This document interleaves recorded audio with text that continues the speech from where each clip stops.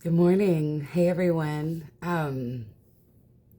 Maybe you know that Mercury station's retrograde today and that we had a pretty juicy eclipse on the Virgo full moon yesterday in the morning. Um, and man, I've just been really curious and enjoying this sort of experiential experience with astrology and sort of noticing what happens and how these archetypes show up in my life. But I had this really powerful experience on like right before the eclipse that very much, you know, made me aware that Mercury in retrograde stationing as the ruler of Virgo was very meaningful for this eclipse. And, I had felt into that and sensed into that, but this experience is sort of the way that astrology, the cosmos speak to you in your life all the time. And we can engage with these archetypal energies in a curious and intentional way. And that's why I'm here for the cosmic gardening. So anyway, basically, this eclipse for me was pretty powerful in my chart, as a transit, like just specifically to my chart. And I don't have to go into all that, but I've been really thinking about it for a long time. And I sort of, I chose to take the day pretty easy, like staying close to home. I'm on retreat now, so I was getting ready to leave for retreat, and I was just sort of getting things done, but not over scheduled, and tucking into my home and preparing for my time away. And so I had to run and get some groceries, and I also like ordered some Chinese food. And when I ordered Chinese food, like when I went to pick it up, it was really interesting because I was kind of walking in. I just walked in, like I have done before, pulled my money out, and I sort of gauged the room around me. It seemed like they were really busy. And there were a bunch of people waiting. And I was like, oh, okay. So I sort of pulled back, but just sort of stood there, didn't really know what to do. And definitely wasn't going to like demand to be served, but was just, wanted to let them know I was there because I had ordered in advance. And so this man was in the corner and he was like staring me down, and it was weird. It was kind of awkward. And I was also like, I could tell he was irritated, and I could tell he was sort of fixating on me. And, I'm going to be honest, like I'm 45 years old. Like I've seen men get irritated. I've seen anybody get irritated, right? When they're not getting the service they want, whatever. And so I was sort of, kind of trying to ignore him because I was like, I don't want that energy. It felt really negative. And he just gathers my attention. He just, this is very Mercury, right? He was like, needed to communicate with me. And he proceeds to start signing like he was deaf. And he starts signing, and y'all, I don't speak sign language, but he was definitely indicating like, we've all been waiting here, and you're just rolling up in here, pulling your money out, like you, whatever, own the place or what have you. And I was kind of like, is this dude like coming at me right now? Is he like over here like coming at me and being all grumpy and like judging me for just walking in to get some, I was like, sign language or no, like you're throwing some vibes at me. And I kind of took it in. And then he just was kind of staying with it. And I sort of like, I don't speak sign language, but I honored his struggle. But I was also like, you don't get to like roll up and like throw all your anger on me. I didn't create this situation for you. And so we both were kind of like, psh, whatever, kind of like grumpy with each other, which is not really a thing that I do.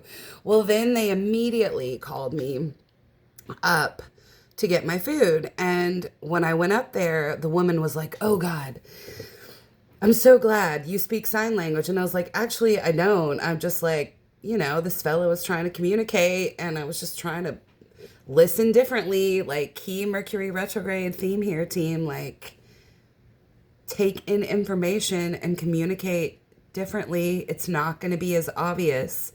You might get thrown off course and you have choice with how you proceed and communicate. And so, anyway, I was like, but it seems like he's pretty frustrated, like he's been waiting a long time. And I think he was kind of frustrated that I came in early. And she was like, oh, yeah, basically, here's the reason something he ordered was taking longer, blah, blah, blah. I was like, well, do you want to like write that down for him so he knows like what's happening because he can't hear you say that? And she kind of ignored me and I was like, boo. But basically, whatever, she had her life. We're not judging her. But so I grabbed, there was like a receipt on the counter and I just wrote this man, a letter or a statement that was like, here's what's up. Here's why your food's late. They're really sorry. I hope it doesn't take too much longer, what have you. And I handed it to him. And he read it and his whole face like brightened up. And he just like fist bumps me and high fives me. And we like shared this, like connection and love and sweetness that it completely transformed the energy of like Grumpy Pants, just because, and I'm not trying to act like I'm fucking special. I'm just saying like, because somebody took the time to listen, or communicate on his terms. Like I could have just sat there like, oh, here's a grumpy man being pissed off at me. What's new? Like I could have put that assumption there and I almost did. But instead, he called me forth and I chose to listen. Like I chose to engage and we were able to transmute, this energy and he was able to like receive some service and be supported and hopefully like the people working there saw like it's, not that hard to support someone with a different ability or try. But also that like we were able to kind of see each other on a soul level. It was super powerful. It was really beautiful. But also, I mean, it was such a magical like Mercury retrograde sort of teaching or initiation. Whereas, people love to get a little, panties in a wad about Mercury retrograde. And I'm already seeing it, online. Like, oh, your computer's going to blow up. Oh, your car. Oh, people are going to take you the wrong way. Like, finish the story. Like, finish the narrative.